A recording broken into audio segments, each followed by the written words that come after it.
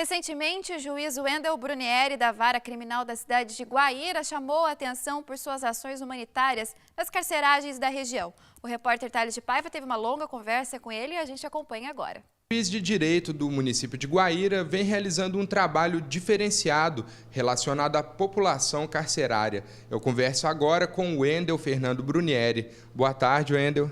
Boa tarde, Thales. É uma honra participar desse programa e eu me sinto muito honrado de hoje ser o entrevistado. Bom, então vamos falar um pouco sobre esses projetos, como, por exemplo, a colocação dos exaustores e a tentativa também de melhorar as condições dos presos em regime semiaberto. Conta pra gente um pouco como que essas ideias foram colocadas na prática.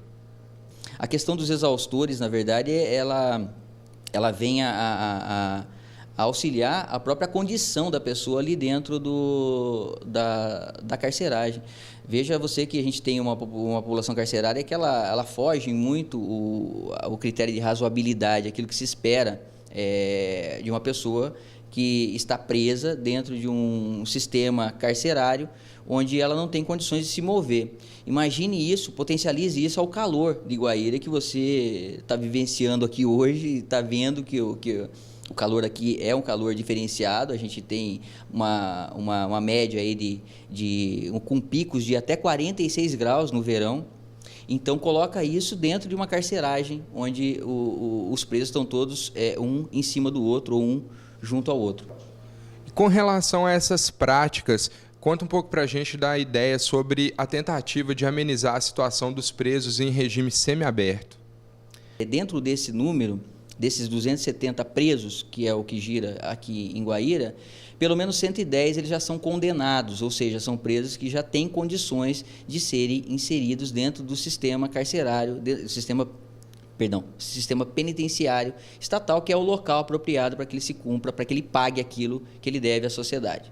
Mas como isso não acontece, a gente acaba tendo o quê, então? A gente acaba proporcionando a esse preso, de uma maneira equivocada, o cumprimento da pena dele junto à carceragem e não junto a um CDR ou junto a um centro de ressocialização, que é o local ideal para se cumprir esse tipo de pena. A gente idealizou algumas práticas também, contando com a participação do poder municipal, que cedeu à delegacia local um espaço, um anexo ali à delegacia, que se encontrava ocioso naquela ocasião, onde foi feita uma reforma pelos próprios presos e ali foi implementado o que se chamou de uma ala de semiaberto. Funcionou, porque aquele preso que ele se encontrava dentro da carceragem, cumprindo uma pena, já cumprindo pena equivocadamente pelo regime fechado, ele tinha a situação dele mais abrandada, porque ele sabia que se ele tivesse um bom comportamento carcerário e cumprisse ali o interstício de pena que todo preso tem que cumprir, ele iria ser progredido para o regime semiaberto que ficava logo ao lado. Bom, o senhor acha que essas ideias, elas são fruto da necessidade que a gente encontra no dia a dia de suprir a demanda que o Estado não cumpre? O juiz ele tem que desempenhar alguns papéis que lhe são, que se não lhe são afetos diretamente, ele pode realizar, para tentar amenizar algumas falhas onde o Estado não vem atuando. E com relação a essas práticas voltadas às crianças e aos adolescentes? O que se foi realizado aqui em Guaíra foi pontual, foi para atender uma situação que era naquele momento premente, de que os adolescentes eram arrebanhados, em sua maciça maioria, para prática de contrabando e descaminho, ou seja, prática de ato infracional, que muitas vezes culminavam em práticas até mais severas, como envolvimento em latrocínio, homicídio e daí por diante. A gente teve naquela ocasião a ideia, que também não foi pioneira, mas foi uma das pioneiras do Brasil, de se implementar uma portaria onde se regulamentava o horário de permanência da adolescência, de adolescentes nas ruas, enfim, em locais públicos sem autorização dos responsáveis.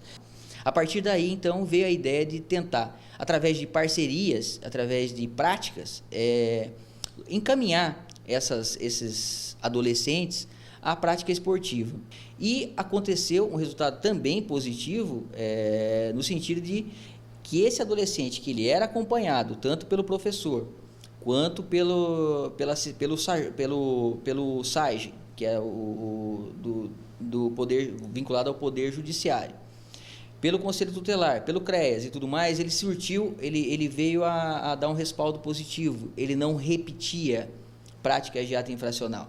Com relação aos seus planos para o futuro, o senhor foi promovido agora, está deixando a cidade de Guaíra para ir para Foz do Iguaçu. E a intenção é continuar implementando essas ações? E em relação ao futuro, ele se apresenta um pouco incerto, na verdade, porque lá eu vou funcionar como substituto de varas cíveis. Então, a princípio, eu não vou estar vinculada como titular em nenhuma vara específica. Em relação aos projetos, o que eu tenho para apresentar projetos ou práticas, na verdade, que é o nome que me parece mais apropriado aí para tudo isso que a gente conversou, eu me sinto com uma sensação de dever cumprido aqui em Guaíra, com muita satisfação. Uma população que me acolheu de braços abertos e me permitiu implementar e realizar algumas coisas de ordem social que eu sempre tive o ideal de realizar. Bom, então esperamos que o senhor tenha muito sucesso no futuro e que continue com ações tão importantes quanto as realizadas aqui em Guaíra, e agradecemos muito pela entrevista. Muito obrigado. Eu que agradeço, muito obrigado, uma boa tarde.